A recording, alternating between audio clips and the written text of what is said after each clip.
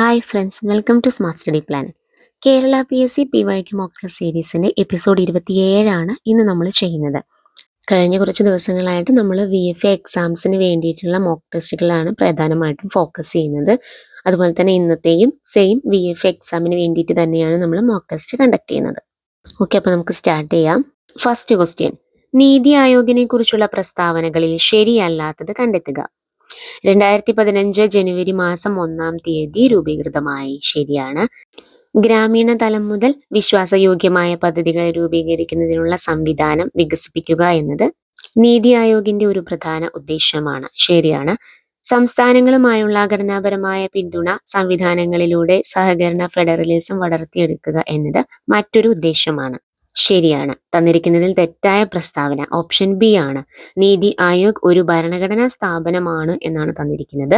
നീതി ആയോഗ് ഒരു ഭരണഘടനാ സ്ഥാപനമല്ല, മറിച്ച് ഒരു നോൺ കോൺസ്റ്റിറ്റ്യൂഷണൽ അല്ലെങ്കിൽ ഒരു നോൺ സ്റ്റാറ്റ്യൂട്ടറി ബോഡിയാണ്. ഒപ്പം തന്നെ ഒരു ഉപദേശക സമിതി കൂടിയാണ് നീതി ആയോഗ്.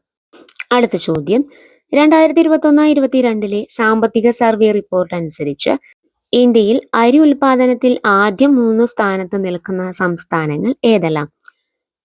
ഓപ്ഷൻ ബി ആണ് ഉത്തരം.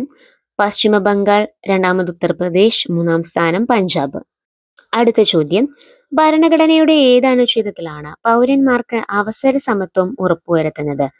ഉത്തരം ഓപ്ഷൻ ബി ആണ്, അനുച്ഛേദം 16. അടുത്ത ചോദ്യം: ഇന്ത്യ ഏത് രാജ്യത്തു നിന്നാണ് റഫേൽ യുദ്ധവിമാനം വാങ്ങിയത്? ഫ്രാൻസിൽ നിന്നുമാണ്. അടുത്ത ചോദ്യം: ഇന്ത്യയിൽ എവിടെയാണ് ഡിസ്ട്രിക്ട് ഗുഡ് ഗവേണിംഗ് ഇൻഡെക്സ് ആരംഭിച്ചത്?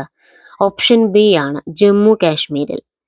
നെക്സ്റ്റ് ക്വസ്റ്റ്യൻ: രാഷ്ട്രപിതാവായ ഗാന്ധിജിയുടെ ആശയങ്ങൾ ഉൾപ്പെടുത്തിയിരിക്കുന്നത് ഭരണഘടനയുടെ ഏതു ഭാഗത്താണ്?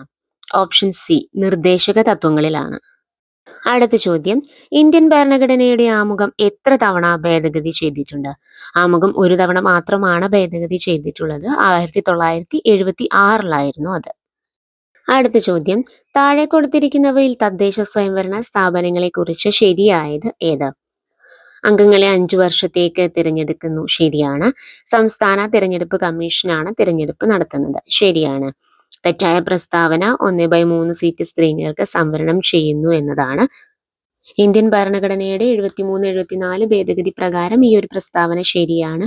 എന്നാൽ കേരളത്തിൽ ഇത് 50% ഉയർത്തിയിട്ടുണ്ട്. അതുകൊണ്ട് കേരളത്തെ സംബന്ധിച്ച് ഈ ഒരു പ്രസ്താവന തെറ്റാണ്. അടുത്ത ചോദ്യം: ഭരണഘടനാ നിർമ്മാണ സഭയുമായി ബന്ധപ്പെട്ട ശരിയായ പ്രസ്താവന ഏത്? ക്യാബിനറ്റ് മിഷന്റെ നിർദ്ദേശപ്രകാരമാണ് ഭരണഘടനാ നിർമ്മാണ സമിതി രൂപീകരിച്ചത്. ശരിയാണ്. അവിഭക്ത ഇന്ത്യക്ക് വേണ്ടിയാണ് ഭരണഘടനാ നിർമ്മാണ സമിതി ഔദ്യോഗികമായി സംഘടിപ്പിച്ചത്. ശരിയാണ്. ഭരണഘടനാ നിർമ്മാണ സമിതിയുടെ ആദ്യ യോഗം ചേർന്നത് 1947 ഓഗസ്റ്റ് 15 എന്നാണ് കൊടുത്തിരിക്കുന്നത്. അത് തെറ്റാണ്. 1946 ഡിസംബർ 9 ഭരണഘടനാ നിർമ്മാണ സമിതിയുടെ ആദ്യ യോഗം ചേർന്നത്. അപ്പോൾ ഉത്തരം ഓപ്ഷൻ എ ആണ്. 1ഉം 2ഉം ശരി, 3 തെറ്റ്.